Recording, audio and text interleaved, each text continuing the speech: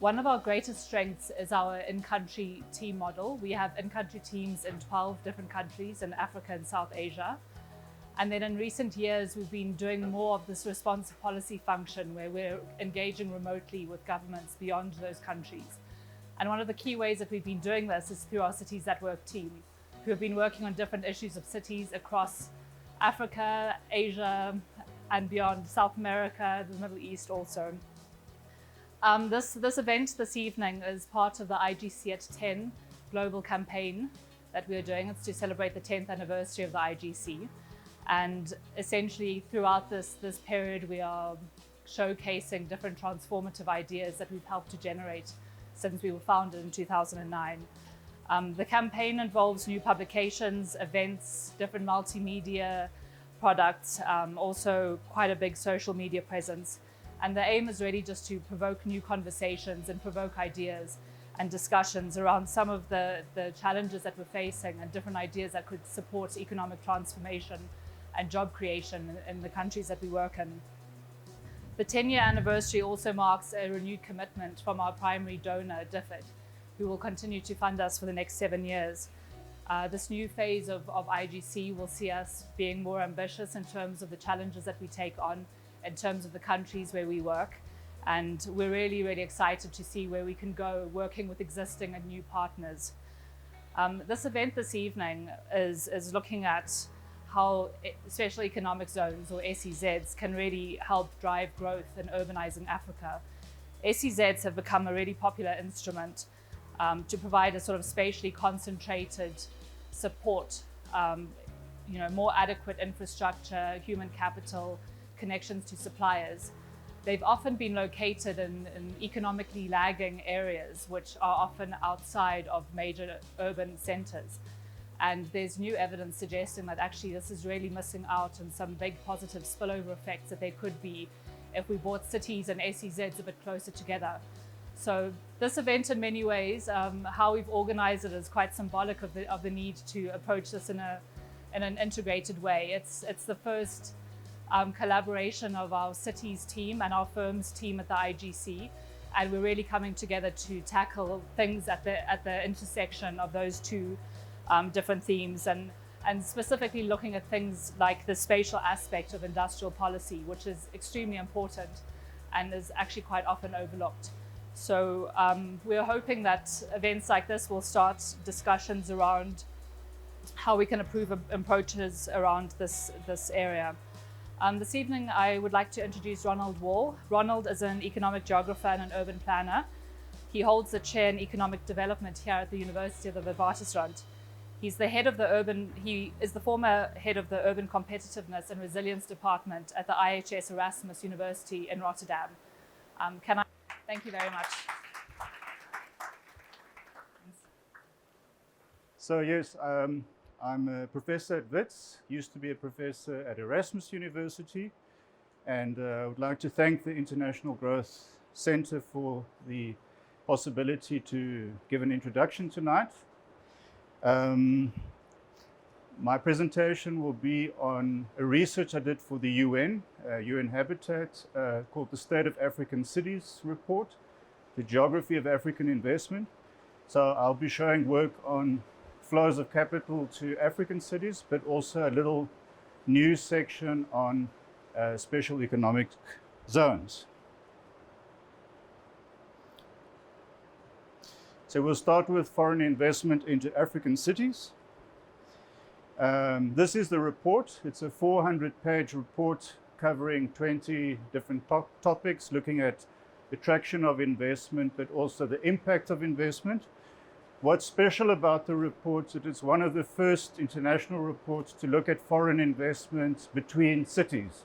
So mostly research in investment is at the country level, and this is a research looking at flows of capital from city to city. The report is developed by Erasmus University, Wits University, and also financed by UK Aid, similarly, and by the African Development Bank. So the first slide shows you the top 10,000 investments in the world within the period of 2003 to 2016. you can see how unevenly distributed foreign investment is. So this is the backbone of the world economy. And we can see the major flows are in the global north and between areas like North America and Europe and Pacific Asia. The global south, where the majority of people live, of course, unfortunately, don't attract that much investment yet. The little blue dots you see, of course, are also places attracting investment. But if I would switch on all the investments, you wouldn't see anything but dark lines. So these are the major flows. And there you can see that Johannesburg holds the 69th position out of 1,300 cities. So it's quite interesting that that city has such an important position in the world economy. If you only look at flows of capital into Africa, we can see that Cairo receives the most investment in Africa within that period, followed by Johannesburg, then a bunch of cities from northern Africa.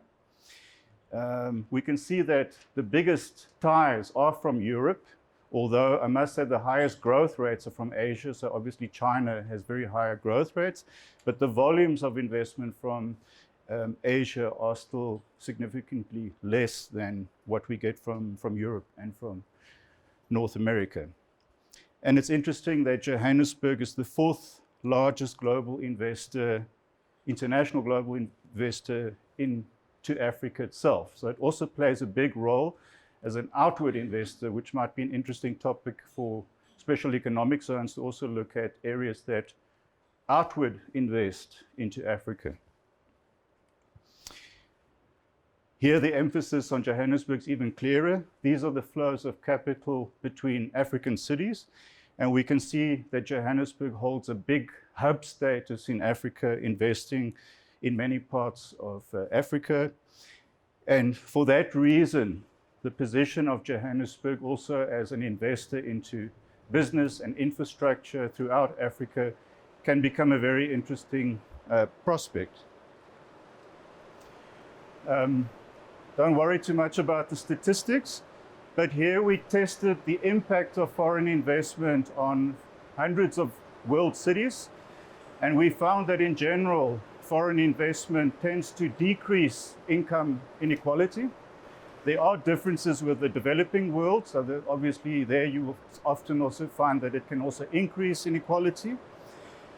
And what we also found is that at the country level, it can sometimes increase income inequality. And we've traced it back to the problem that it's not that foreign investment is actually bad for cities, but it's the distribution of investment to cities within a country. So in every country, major cities get the highest impact of investment, and then there's an exponential drop of investment. So thinking about how to distribute investment to cities within a country, a city, is very important. Here you can see the foreign investments at a postcode level in Johannesburg, and these investments you can see sort of reinforce the apartheid structure of the city. So that whole axis of yellow and red going up is actually the wealthiest parts of the city, the northern axis up to Tshwane, Pretoria. So foreign investment seems to be unevenly distributed at each scale, global, continental, regional, and even within cities. So that is more the problem, not that FDI is in itself a bad thing for development. Foreign investment into African special economic zones. This just shows you foreign investment flows into special economic zones within the period 2003 to 2018. So there's an exponential growth into these areas, a higher growth than actually into cities themselves. So these particular areas are very interesting for investors. And if we look at the same investment growth, but into African special economic zones, we also see a high growth, especially over the last years. Here we can see which countries have the highest count of special economic zones in Africa. places like you would expect, Kenya, Nigeria, Ethiopia. But we can see that South Africa isn't quite on that list. And here we see also the volumes of investment over time going into specific special economic zones of Africa itself. So at the bottom you can see all the names of the major zones that attract investment within Africa. And you can see the complexity and turbulence of investment rising as we look towards 2019. So there's a lot of interest in Africa, and the shift is moving from Asia now to Africa as capitalism finds new territory, showing you the volumes of investment into these specific zones. And the two with the red dots are the two major South African ones. These are coastal special economic zones, which are technically almost in rural areas. So I think the exercise which is being done here at looking at foreign investment into a major area like Gauteng is much more interesting. How you can integrate these investments with the city fabric and with the country itself. In this slide, we see all the top special economic zones in South Africa, either ones that have already been put into place or some which are still being developed. And then within Gauteng, we can see a few major ones and also smaller ones. So they're all spread around the city. The question is, to what degree do they integrate with each other? If you look at the motives around the world and why do foreign investors invest into special economic zones, these are the motives given by directors and CEOs of the firms themselves. So I'm not going to go through the whole list. You can see it yourself, but you can see how important market is. And actually what we see is around the world, it's not so much an interest in export, but much more focused now in regional markets. So investors are actually looking at maybe Gauteng, but also Gauteng's relation with sub-Saharan Africa and accessing that much bigger region, which is interesting for marketing in the future. How do we market a special economic zone as just one place, or maybe as a network of zones which together attract big investment from, let's say, China or from Brazil, instead of each little place trying to market itself. So you can see transport infrastructure is only number 4, which relates more to the export of investments to ports. So there has been a shift taking place around the world where investors actually are interested in cities and regions themselves. In the UN report, these are the determinants that came out for cities in Africa. So obviously I can't go through all of them in the short time I have here. But again, market access is important, the quality of the business climate, inequality reduction, inclusiveness, diversity of local firms, and quality of life, very important. And I'll stop at the 6th one, is the importance of women participating in the formal labor force in Africa. So making sure that women are integrated in formal industries, which is of course also important for a special economic zone. So all these items should become important for the future special economic zone. We can't just think about growth, we also have to think about distribution, and we have to think of other values so that we can make sure that these zones become more resilient and are less prone to failure in the future by integrating them. So that brings me to my last slide, is just saying we need to reconceptualize also the spatial structure of these zones. So I've taken a few examples of, let's say, typologies. The first one is how Shenzhen, close to Hong Kong, developed. Started as a rural sort of area where they attracted foreign investment, but they also built a city, small city in the middle, and that increased into a complete urban area. The other one is the example of Shanghai, which created in Pudong, which is an area within its municipal boundaries, a new economic zone that was huge, but it did have an impact on the city of Shanghai itself. The third one is more or less how Gauteng is today. It's an enormous city of 13 million people with a few sort of isolated special economic zones being implemented. So the fourth one is kind of my argument for today, and maybe can be taken into the discussion later, is in my conception, we should be creating a special economic network, a network of economic zones, which are integrated together as a system, which not only work together, but also work together with housing, with amenities of the city, with job creation, but also different stakeholders of the city.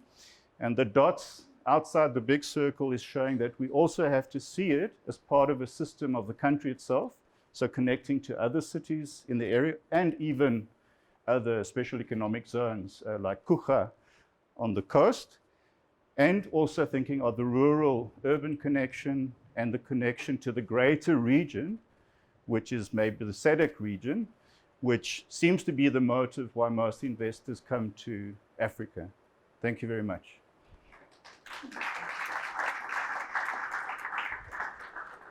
We are not seeing so much investment going to the township, indicating that in terms of the last slide that you put around the possibilities that you see here in Johannesburg, particularly around linking the townships and the new rural areas around the Gauteng global city regions, that if we are imaginative enough by investing in infrastructure, I think we can really have an inclusive city that reflects a new flavor around Gauteng, or at least Johannesburg as a special economic zone. So I was quite impressed by that. So thank you so much for that presentation. So I'm going to move so that we all participate. I would like to introduce my experts who are going to be presenting at least for 5 minutes each. And then thereafter, I'll ask a few questions and open it up for all of us to discuss and engage with them. I think you're also free as when we open it up to ask some questions to Professor Ronald Wall as well. So I've got on my right Thomas Farrell, who's the lead economist in the World Bank, World Bank's Social Protection and Job Global Practice. And next to him is Michael Okrep Buffy, who's the Executive Secretary of Ghana Free Zones Authority. And lastly, at the beginning, the extreme right. I hope, Suzanne, given the debates in the world, we are not right wing, as we've seen with white supremacy and all other stuff that you see everywhere. So I'm sorry that's on the right. But I have Suzanne Frick, who's a fellow in local economic development in the Department of Geography and Environment at the London School of Economics and Political Sciences. So I'm going to hand over to my first speaker, Thomas Farrell, who's the lead economist in the World Bank Social Protection and Jobs Global Practice. Thomas, over to you. Maybe just starting off on kind of the process of economic transformation, and I'm going to generalize a bit. It's always a dangerous thing to generalize for sub-Saharan Africa, right? Particularly in South Africa, where the environment is quite different, but you'll have to, given the time I have, you'll have to allow me to be a bit stylized. But if we think about the process of economic transformation, you know, the kind of standard starting point is structural transformation, right? We have productivity growth in agriculture, and we have workers moving out of agriculture, you know, from traditional to more modern sectors. And if we look at the experience in Africa over the past 20 years of that, it may, you know, that transformation process may be happening more slowly than we'd like, but it is happening. We are seeing movement out of agriculture. Workers are coming out of the agricultural sector. The second, you know, closely related process is the spatial transformation that happens. So the urbanization, and you know, that's part of what we're talking about here tonight. And you know, as workers move out of the agricultural sector, they tend to move to cities, and they tend to look for jobs in cities. And again, that process is something that we can say, if we look across Africa, it's still in the relatively early stages. If we look at countries like Ethiopia, I think it's only about 25% urbanized. So there's a long way to go, but it's happening really, really rapidly. We're seeing large-scale urbanization happening. So the two parts of that transformation process are happening. The problem is really with the third part of that process, which is what we could call the transformation in the types of work that people are doing. In an ideal world, when people move, when the workers move into the cities, they're being absorbed into higher productivity jobs in industry or high value added services, and that's what hasn't really been happening to the scale that we need to see, which is why we have, and we can see it across the continent and in many parts all over the world, youth coming into cities, relying on self-employment, underemployment. So it's that kind of transformation and the creation of high productivity jobs, which tends to be linked to industrialization, that is really kind of failing. Now, and this is kind of exactly where traditionally special economic zones have played a role. If we look at the kind of classic East Asian, industrialization experience, and we saw the references to Shenzhen, China, we can think of Vietnam, we've seen the use of special economic zones as an instrument to integrate into global value chains, into export-oriented industrial activities, and really absorb large-scale workers on a very large scale into employment. So that's a fundamental part of the East Asian success story, which is really why I think we see all over the world policymakers saying we want those special economic zones here because they've seen that success. But the reality is that outside of East Asia, and certainly across the African experience over the past 10, 20 years, hasn't been, I don't think we can say it's been a success story with special economic zones. And I just want to maybe just put out, I probably have 1 or 2 minutes left, a couple of lessons on that. I think the first and really important one is that special economic zones have a role to play, but they are not, they're not the silver bullet. They are not, they have to be done as an integrated plan with many, many other reforms and investments, right? So when an investor wants to come in and set up, let's say, a labor-intensive activity, they're going to the place where they know they can be competitive. And they want, the investors wanted to be in Vietnam. They knew they could be competitive by being in Vietnam, but there were certain reasons why it was difficult to invest. They couldn't get land, or there were certain regulatory barriers. And that's where the SEZs played the role to kind of catalyze, overcome these problems and catalyze the investment. But in many cases, we actually don't have competitive basis to start from. We have high labor costs, low productivity, which may relate to macro issues and may relate to skills.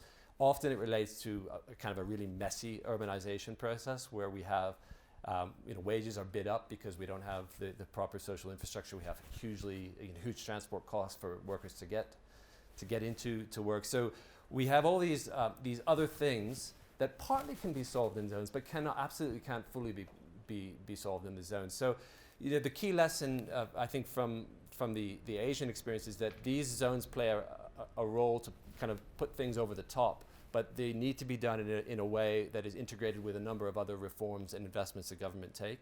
And I think it goes without saying, but they also need to be done with a very clear idea of your comparative advantage. I say it should be obvious, but it's not. And you wouldn't be very surprised at how many special economic zone programs in kind of low skill, labor-rich countries try to kind of develop a Silicon Valley type format. So, and just if I have another minute, just to kind of, the other issue is the implementation, of course. And this, I think those who've been involved in special economic zones in any way know that it's a complex beast. It's really a difficult thing to get going. If you look just to get the SEZ law in place, maybe think about South Africa, it takes years just to get the SEZ law, which is only the very first step in the process. So these things are complicated, and so it requires really, really good implementation. And here we tend to face serious, I would say, governance and political economy challenges. And just to point out a couple of things, it's the coordination challenge within government that is really tends to be a big problem with zones. And at the one hand, there's vertical coordination between national and local governments, and the kind of pressures to have zones everywhere, and the demands from local government and national government not necessarily aligning. And then you tend to also have huge horizontal coordination, because to make an economic zone work, you need the Ministry of Finance to be on board with the Ministry of Trade and Industry, which tends not to happen. You need all the other authorities who may want to have a say in the regulatory agenda to be able to be coordinating to deliver services to investors. So there's all kinds of challenges in that horizontal coordination that ends up creating delays, ends up creating uncertainties, and can really derail the whole thing. So just to end, I would say the experience over the past 20 years outside of East Asia and other specific cases, and if we think specifically about sub-Saharan Africa, I would say it's been a missed opportunity to some degree. But to end on a more positive note, I would say that the opportunity is still there. Clearly, the transformation process is incomplete. Cities are more important than ever. We see this from the investments, and not just the main cities, but also secondary cities, increasingly an important kind of focal point for growth. So the opportunities are there, and I think it's a good time to take a kind of relook at SEZs. And I'm glad to see there are a lot of academics and policy practitioners here who are keen to continue engaging on this. So I'll stop there. Thank you. Thank you very much, Thomas. Thomas was explaining himself because he's an expert in this. He's an author of a book called Spatial Economic Zones in Africa, comparing performance and learning from global experiences.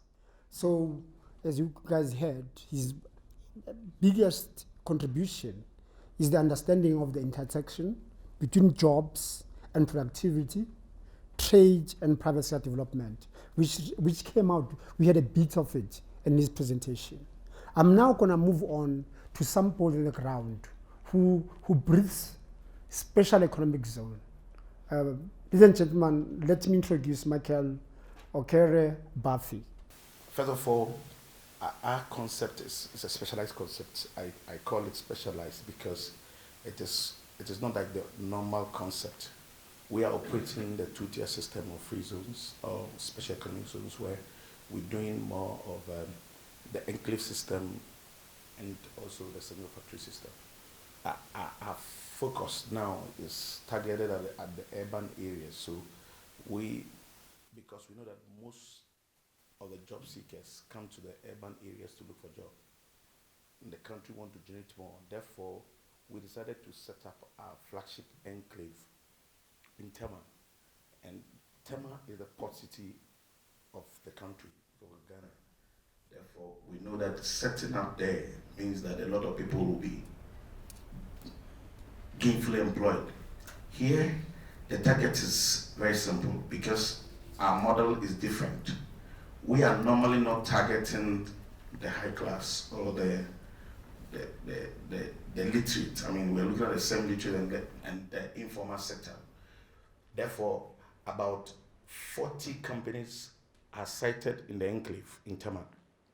And these 40 free zones companies create a lot of employment for these job seekers, which means that their level of conditions will change greatly. I mean, whatever they do, they are able to get more to take care of their families and also to contribute their quota to the economic development. You are all aware that Ghana is now the fastest growing economy in Africa, I mean, as it were. And therefore, Ghana's focus is on general industrialization. And we are targeting the oil city as our next step. So in our free zones now, we've set up the oil and gas unit. We have started the oil and gas free zones in Takoradi, the oil hub, and that is also going on well. The only challenge is that we are not getting a lot from government in the form of infrastructure development. Government is not prepared to spend more in this area, and that is creating a lot of problem. But as it is, the project is ongoing and is doing so well, and we hope to do more. We are also looking at another one in Kumasi, the second biggest country, biggest city in Ghana. Kumasi, we are setting up the Greater Kumasi Industrial Park. This park is going to be the biggest in West Africa. The assumption is that we want to target almost about 150 companies operating in the enclave at once. Because originally I told you that Ghana is operating the two-tier system of freedom, the enclave system and the single factory system. So we are also looking at other factories operating outside the enclave. Here we are looking at what's about 100 companies operating within the system. The essence is to encourage a lot of people to get employment and also to help in the industrialization process to make the country look good in its operations. And so as it stands, we know that we are on course as a country, and we hope to do more as far as our concept of free zones is concerned. Thank you very much. Thank you so much, Michael. So, for those of you like me who didn't know much about Ghana, there's about 51% urbanization rate in Ghana.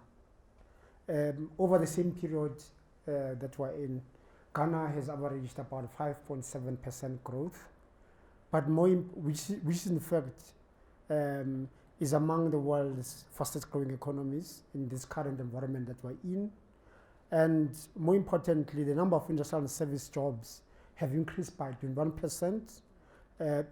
And the capital city, Accra, has reached about 20% reduction in poverty, which is a huge feat. But Michael also told me that he's going to show us stars this weekend, because Bafana Bafana are playing in Ghana this weekend. Yeah. Now, let me move on before I open up to Susan Frick. Susan Frick is a fellow in local economic development in the Department of Geography and Environment at the London School of Economics and Political Sciences.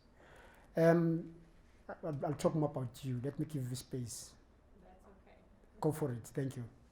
Thank you very much. First of all, thank you very much for having me here. I don't only sit all the way on the right, but I'm probably also the one that is looking at special economic zones from the most academic perspective from the three people here, right? I mean, you're just on the ground working on this every day.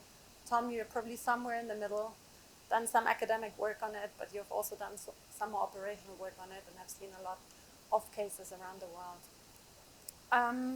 I have been asked today to speak more specifically around the dynamic effects, so the more dynamic impacts that special economic zones can have.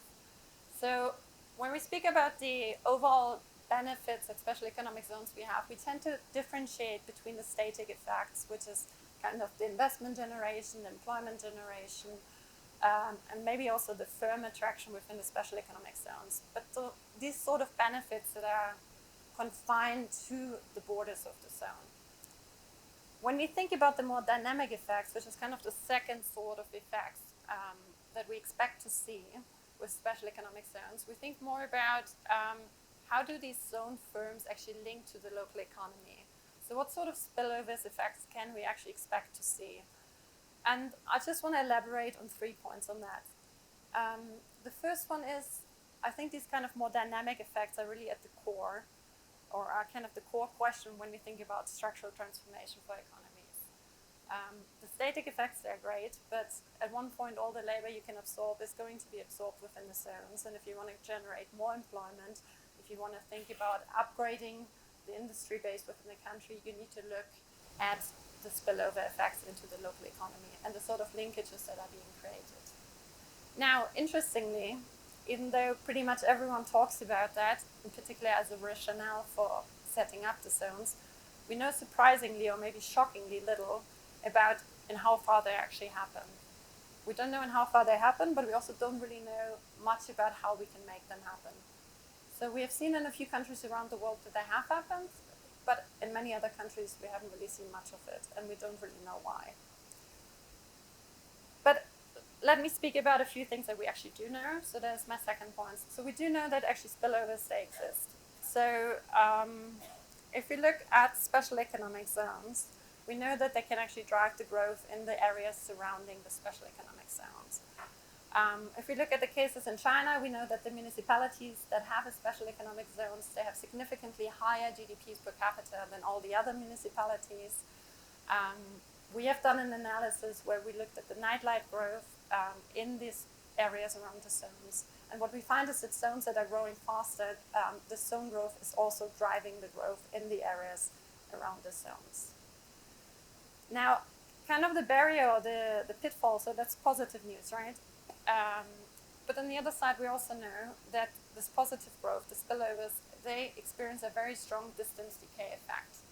So this positive spillover, we can only perceive in about 50 kilometers around the zone. And I'm talking on average here. Maybe in some zones, larger zones, the effect is perceived in 100 kilometers. In smaller zones, maybe we're only speaking about 5 kilometers.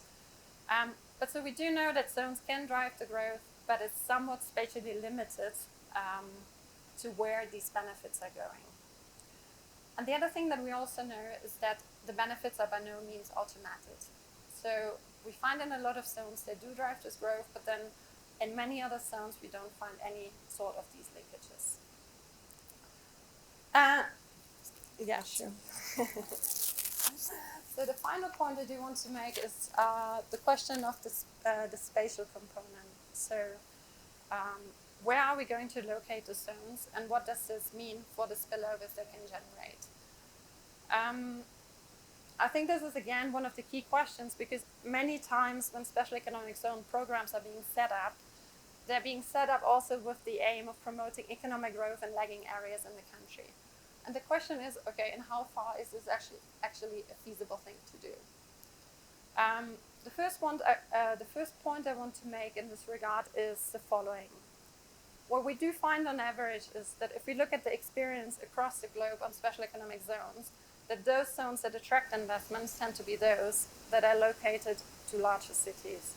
In many countries located close to the capital city, and reasons are manifold, including better transport connections, the availability of the workforce that the companies need within a special economic zone, but also proximity to the government. So this idea that you can actually speak to a government official who can sort out the things if things are not going well. So we know that the zones which attract investments tend to be in the larger cities. Obviously, the attraction of investment is the first key step to promote any sort of spillovers.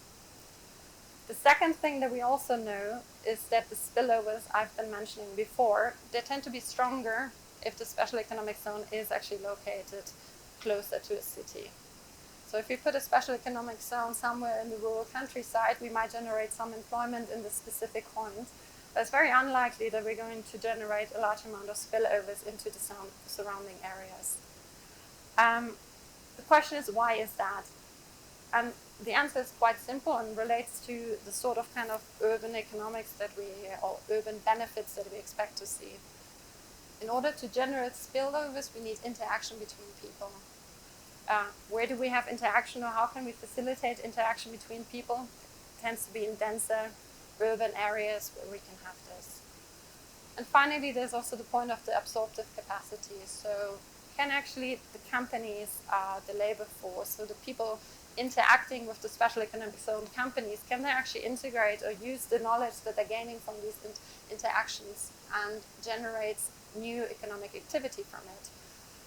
And the answer is yes, they can, but you need to have some sort of absorptive capacity. So you need to know about businesses. You already need to have a certain level of skills. And these tend to happen more in the more developed areas within the country already, which again tend to be the urban areas.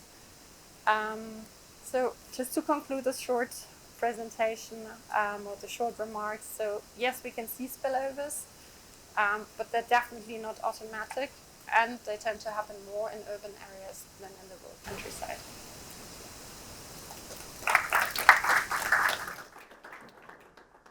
Thank you very much. Thank you very much, Susan. So you're making me very worried as a South African, because in South Africa we've got about 3 big cities, which are some of the biggest and largest metros. That's the city where we're in. We've got the city of Cape Town and the eThekwini. These are big metros. And there's been a push towards rural development and making sure that you provide infrastructure.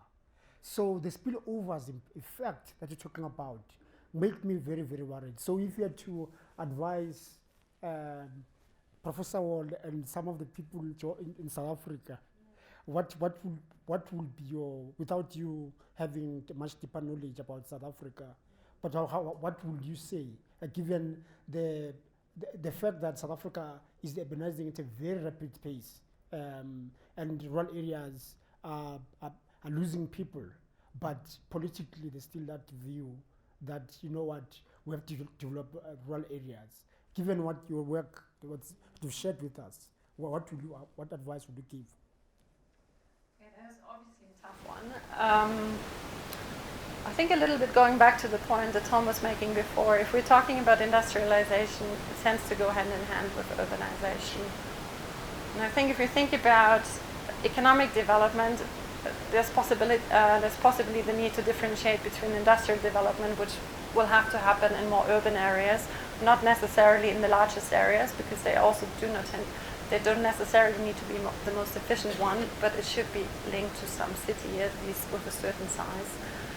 If we think about rural development, then possibly we need to think about alternative forms of development, in my opinion, because as much as you want to keep people also in rural areas, as much as you want to develop these areas, to think that you can bring industrial development to these areas is probably going to be a big, big challenge, and I'm not sure if this is going to work.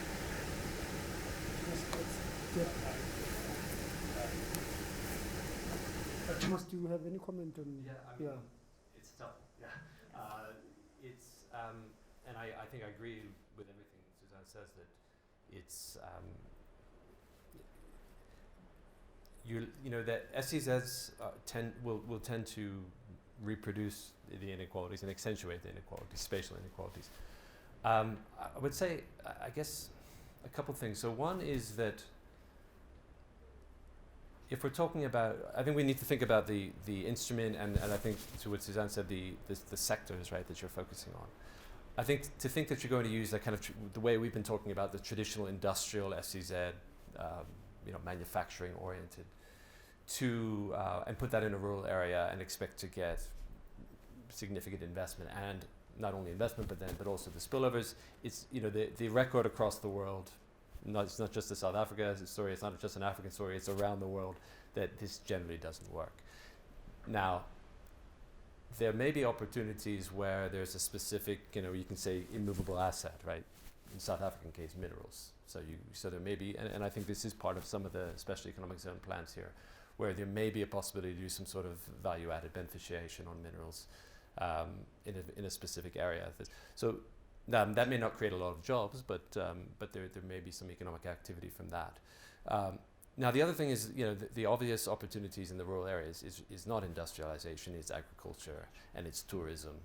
Now,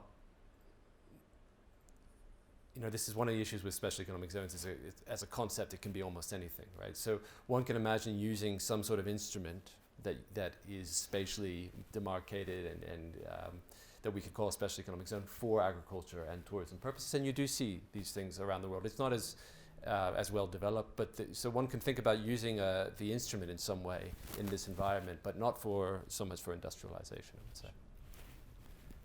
So, Michael, your stats, and they're flying very, very high in terms of GDP.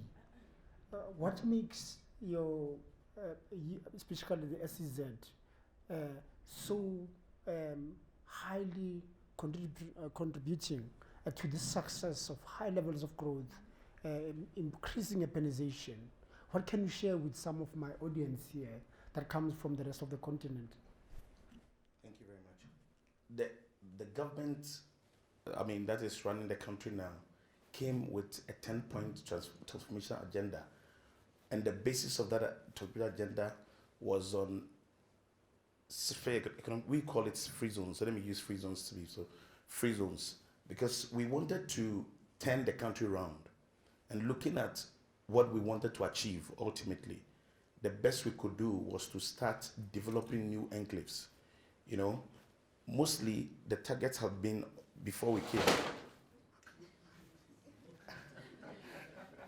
has been in the rural sectors, areas where we're so much focused on trying to attract investment, because we wanted to be fair, share the national cake fairly, and also try to also make sure that we bring them up. We were trying to spend a lot of time trying to develop the rural areas.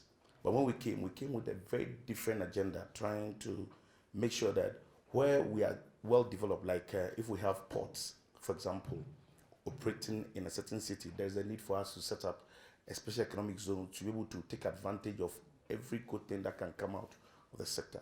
Therefore, we targeted places that we were not there already. So Ghana struck oil for the first time in a region called Western. And what we decided to do was to also set up an enclave there so that we'll be able to take advantage of all the good things that will come out of the oil sector, and also to set up a unit so that we'll be able to attract investment in that area, in the area of oil and gas. So it was a specific or a conscious effort to bring development to the urban sector or to the urban areas. The reason also being that most job seekers would like to come to the urban areas to look for jobs. And so what was the need for us to spend so much time in the rural areas where we may not get a lot of people there to even take advantage of the opportunity that will be created for them? So we decided to spend so much in the urban areas, and that is why we are doing so well, I mean, in the macroeconomic sector. So Ghana is now doing so well because we are consciously targeting the urban areas to develop it through special economic zones. And that is what we are doing now. Thank you very much. Let me open up to all of you so that we can have an interactive session. If anyone has got a question, please raise your hand and say in front. I'm not you as well. Yeah, let's start three. I've got 3 hands. So we'll start with you. So we'll take 4 questions, and then my panelists will then respond, and then we'll take another 4 again. One district, okay, one factory. There's also that in one policy. Then you have also growing, planting for food, agriculture, also to feed industry. So I want to know how this policies of government is affecting the economic zones or hubs that you sort of are talking about. Because if you talk about districts, Ghana has about 200 and something districts. So really and truly, you are trying to sort of go deep into all those districts with planting for food and also the industry in all those districts. And what you talked about, Kumasi being one hub, is it because Kumasi in the central port where the agric area is sort of surrounds it? Thank you. Sir? Hi, I think my question is what Mr. Johnson is there. Sort of how does one square an SEZ and versus general business climate improvements? Would it not perhaps be preferable in some instances to work on improving the entire business climate rather than setting aside a specific geographic zone? And then perhaps a second question, much more aimed about policy, is how does then a policy maker, and perhaps it's also slightly academic, what mechanisms then can we put in place to sort of avoid a situation where investments that would have otherwise already happened takes advantage of the SEZ and you essentially end up subsidizing an activity that may have already happened? So my question ties in with the previous gentleman's question. So in a region like Ghana, which you described as having an administration that came in with a significant mandate, why use the tool of an SEZ rather than targeting specific industries? What advantage is there if there's no limit of political power, political capital? Thank you very much. You see, our free zone we have 4 priority areas that we look at. We look at manufacturing, we look at service, we look at enclave development, and also look at commercial business. And that manufacturing, we can also look at agribusiness. So for us, our scope is wide. We don't only look at areas that will meet certain demands only. We are so open to governments. One of government flagship policy in Ghana is the 1D1F. That 1D1F policy cannot fit into the free zones because it is targeted at the rural areas. I mean, so in Ghana, a company cannot fall under the 1D1F and at the same time under the special economic zones. So you either operate within the 1D1F concept or you operate within the special economic zones. That's how the policy is. But the policy targets the rural areas because, yes, that's the point. So, but I want to clear this misconception about the fact that we are only targeting the urban communities, not the rural areas, because we want maybe gender development, want to see gender development. That is not the case. Government is also spending time through the 1D1F effort to also develop the rural areas. But the concept of SEZs or the free zones is, I mean, for us, we are looking at attracting anchor tenants or anchor companies operating within the free zones, because we can only attract such FDIs when it is very close to the market, when it is very close to labor, I mean, and very also close to the port. So that's the essence of what we're doing as a country. Whereas we are looking at attracting huge investments. I mean, I'm talking about anchor investments. We are also looking at developing the rural areas, but that comes on a different policy. And that policy is called the 1D1F, one district, one factory, that the government is implementing. But that is different from the SEZ, because you cannot be a company operating under one district, one factory at the same time operating under the special economic zones. It doesn't work like that in Ghana. Thank you. I don't know what that means. Yeah, let me maybe comment on the question, which was the general business environment improvements versus like working just on the special economic zones. And maybe to partially answer this question, the work we did last year was that we interviewed over 100 investors in 7 SEZs across the world. And we actually asked them, so why did you come to the SEZ? Or we asked them first place, why did you decide to invest in a specific country? Kind of what was the role of the special economic zone? And what were the factors in a special economic zone that actually made it attractive to you as an investor? And I know that traditionally, when we speak about special economic zones, there's a lot of talk about the business environment. So thinking about administrative facilitation, like that you have a customs office in the special economic zone, that licenses are easier to obtain, this sort of things. But actually, when we asked investors, a lot of them were talking about other aspects of the special economic zone policy as much more important for them. And one of the things that really was a little bit country dependent. So, for example, in the case of Colombia, which has a history of safety issues, one of the reasons why a lot of the investors wanted to go into the special economic zone was actually security. Because they said we can actually safely operate in this place. So one of the advantages that the special economic zone offered to the investors was the security, which is something much easier to offer in a zone rather than to reform in the entire country. Or similar, when we went to Ethiopia, a lot of the investors were saying one of the key issues we were having here is that we don't have industrial land. So the special economic zone could actually address this topic by providing pre-built industry sheds. So it was much easier for the investors to come and kind of test the ground and see whether they can actually operate in Ethiopia.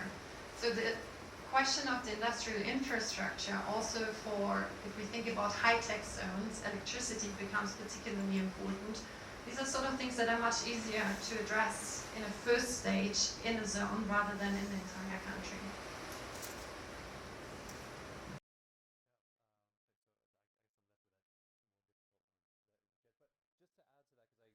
Everything Suzanne said there, you know, at the World Bank, we always, you know, as the economists are always saying, why do these special economic zones? It's a second best solution, right? It's a classic economic argument. Second best, you should instead do all these reforms across the country.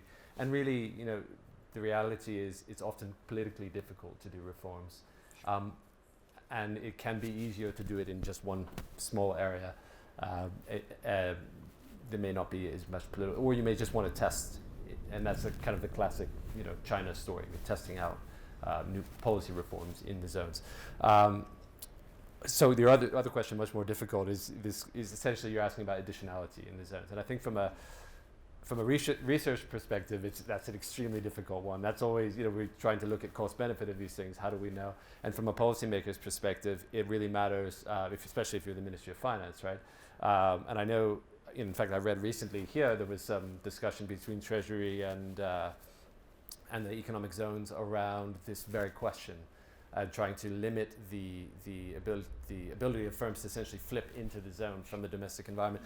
Look, it's really difficult. I think for zones that are targeting foreign investors, it's a little bit easier in the sense that you still can't be sure they wouldn't have come anyway, but at least they're not flipping from a domestic, into the zone. The other side of it is more of a technical question, and I think there are things you can do to require firms to set up a new business. I think the simpler answer to that, simple to say, not so simple to do, is to limit fiscal incentives, right? Because that's the problem that comes up with it. If it's just about infrastructure and people that would have invested anyway and now they're investing in this place that you've set up really good infrastructure, that's fine. The problem is when you're giving tax incentives, right? So the degree you can create a competitive space without having to give big tax incentives, or the degree to which you can condition those tax incentives in such a way that you can manage that additionality. But it's still never as simple. Two kind of questions. The first is, several of you discussed the sequencing or the spatial element to special economic zones across the space, obviously. I'm wondering if you have a zone that's focusing on multiple sectors, like a lot of Mr. Bafi's zone seems to be. How do you sequence those sectors across time? Is there a good sector to start first, a second, third, etc.? And then the second piece is, I guess, more of a comment. Our organization is hosting a Charter Cities conference in Johannesburg in March, and everyone in the room, including you guys, are cordially invited. So more of that first piece. Thank you. China might be a success story, but we know the growth in China did not come with good quality of life, did not come with societal progress. How do we ensure that the growth that we get sits alongside societal progress? Because we know that rural working environment is very exploitative. How do we ensure that the investment that we get ensures that there is societal progress at the end of the day? It could not be about growth at all costs. It should be about quality of life with people. So how do we ensure that this growth sits alongside societal progress? Thank you. Okay, so I'm a researcher at the Center for Researching Labor and for Researching Education and Labor here at the Education Campus. So we're currently researching the Dubai trade port. So I know contextuality is also a very important factor to consider when it comes to comparing success in different countries. But I wanted to know, what was the rationale behind the port in Ghana choosing to make that port a free zone? And what were the factors that led to its success? I know you probably mentioned a few, but I just needed you to reiterate that. And then the second question, you said you use a two-tier system, an enclave, and then I didn't get the first one. So I just wanted clarification on that and what exactly those constitute. You either do this or the other, so that you cannot put the two together.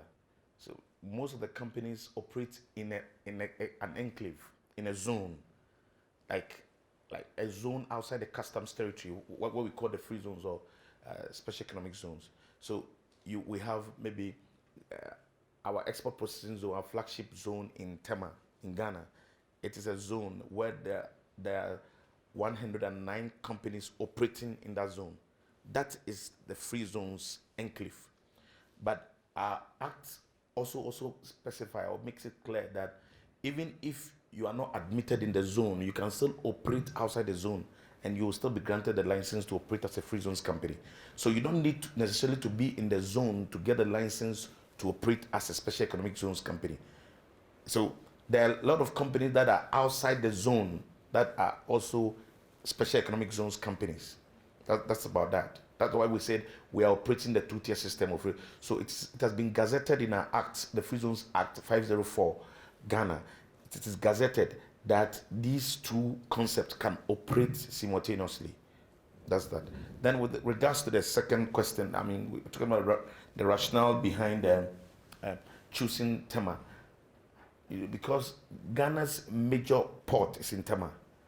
And that is our industrial town. Tema is an industrial town. Therefore, there's the need for a big town like that to get a free zones enclave, to take advantage of all the benefits that will arise out of the business that takes place there. The good news is that Ghana is also hosting the African Continental Free Trade Zone. Ghana is hosting the office. So we are hosting the office now. And Tema is the biggest port in the sub-region. I mean, so it is clearly will be out of place if we decide not to set up a free zones there. Then we are not serious in business. We don't want to. The essence is to attract a lot of investment to that area and, for that matter, the country.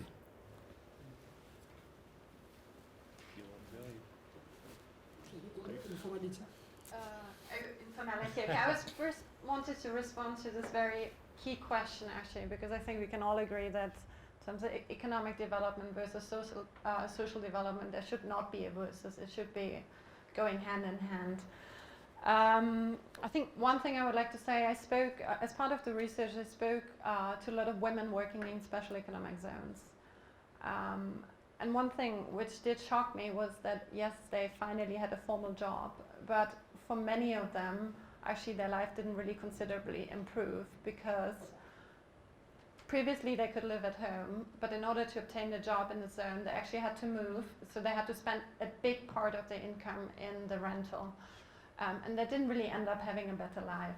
So actually speaking to these women, I also questioned myself, what are we talking about, right?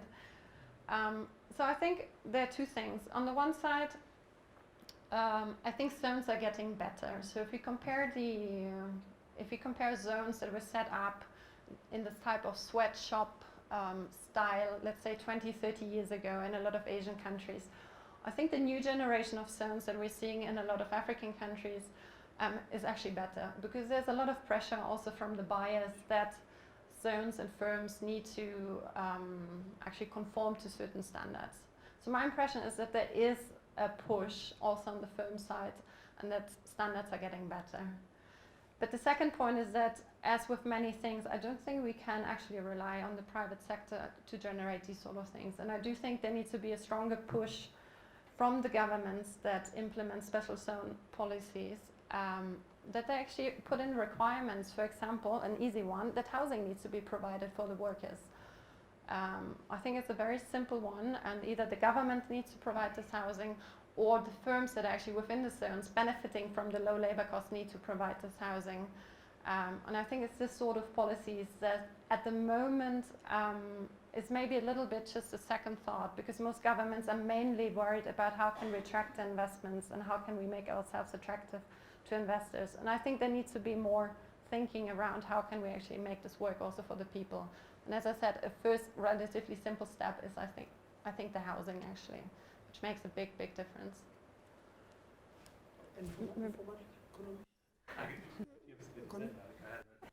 Maybe I'll let you. So look, on the informal economy, I think first let's just, for the most part, the kind of traditional special economic zones attracting foreign investment, this is the formal economy. And so the investment that's going to come in is going to be in the informal economy. The opportunity for the informal economy comes to some degree through the spillovers that Suzanne was talking about before. Not necessarily, or at least not in the very short term, from the kind of direct supply chain linkages. I think we have to be realistic that if you have an investor who's going to be, selling equipment to the machinery to the global market, they're not going to buy, important components from an informal supplier. But they may help to upgrade somebody to, who was informal, to reach the kind of quality requirements that they need. So there's that opportunity, and we see a lot of that happen. They may also, use informal firms for basic services, security, catering, things like that. I think the other side of it is that there are spillovers that are not direct. So if you take Bangladesh, where I do a lot of work, the reality, they have something like 4 million jobs and thousands of firms in clothing manufacturing.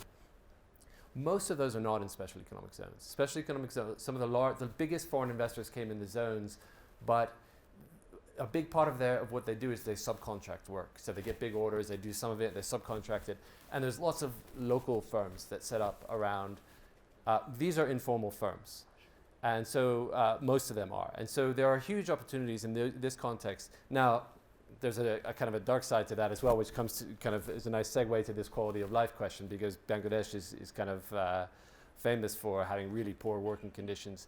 And those poor working conditions are not in the special economic zones. If you walk into those factories in the special economic zones, as Suzanne said, these factories are very, very nice factories. There's pressure from government, there's pressure from NGOs, there's pressure from the buyers of the clothing manufacturer, or the brands. But if you get into the second and third tier of the supply chain, where these informal firms are, that's where the problem exists. And so that's a bit of a problem. I think just to say a little bit more on the quality of life thing, I think Suzanne answered very well the question of kind of within the factory, and that question of whether a manufacturing job is a good job or not I don't think we can objectively answer that, right?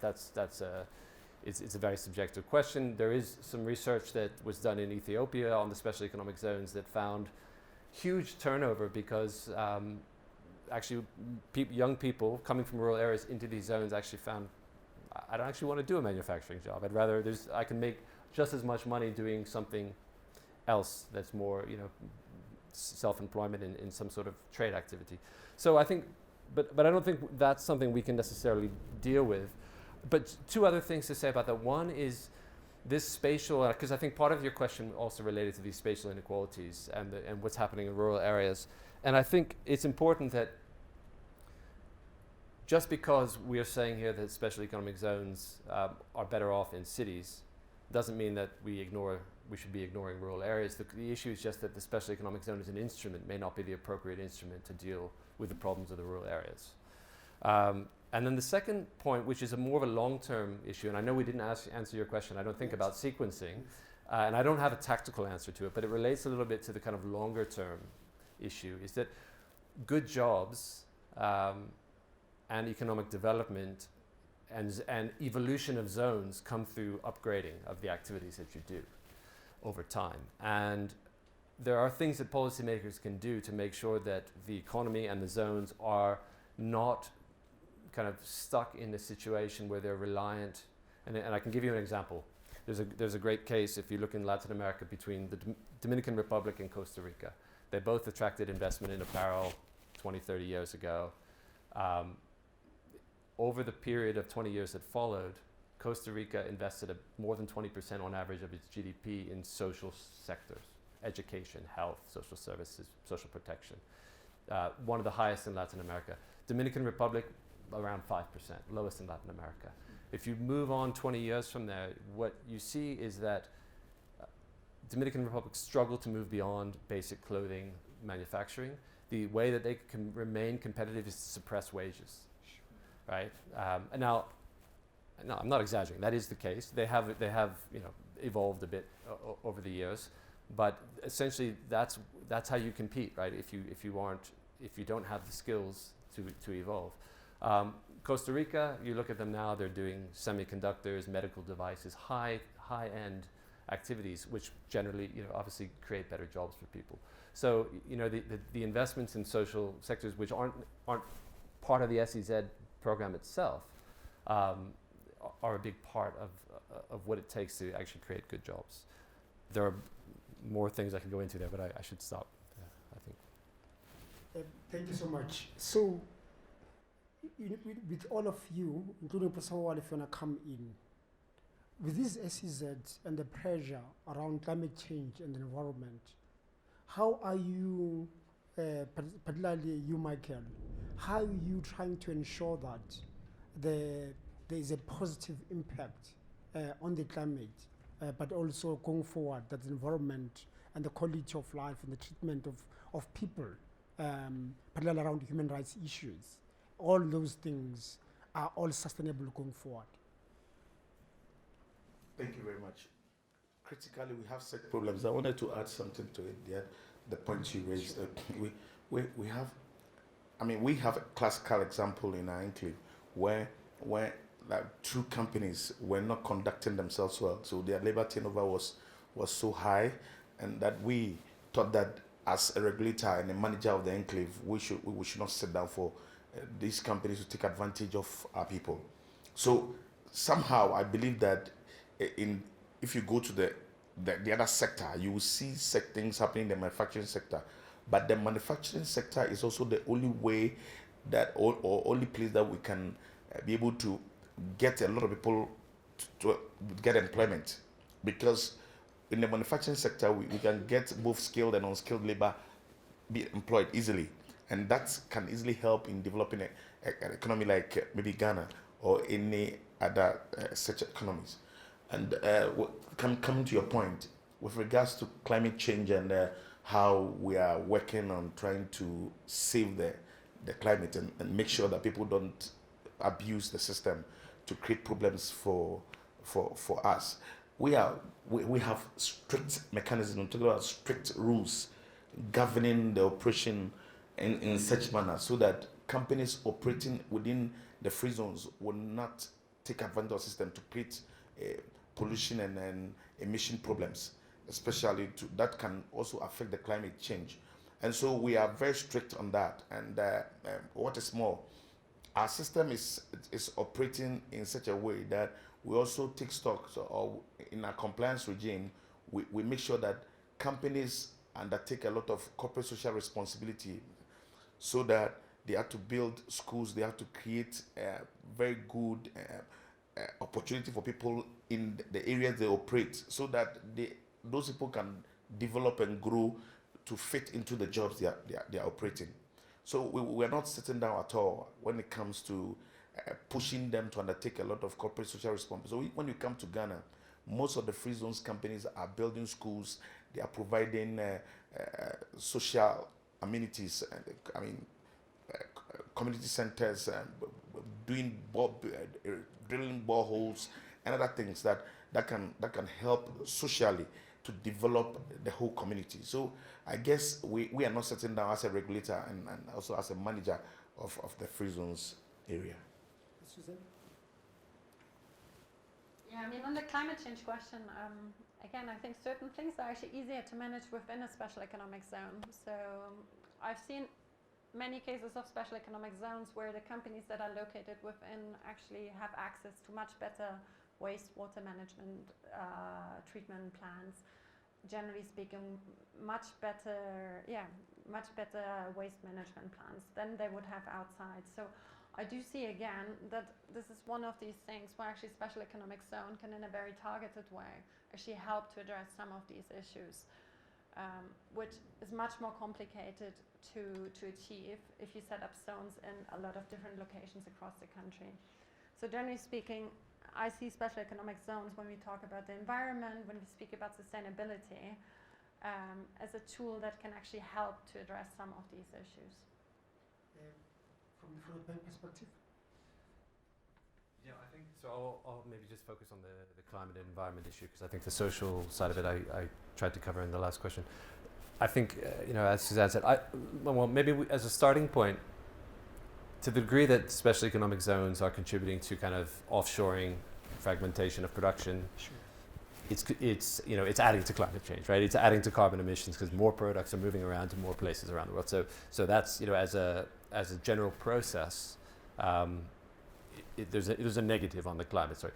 But in terms of kind of the national and local impacts, I think as Suzanne said, by concentrating investments, you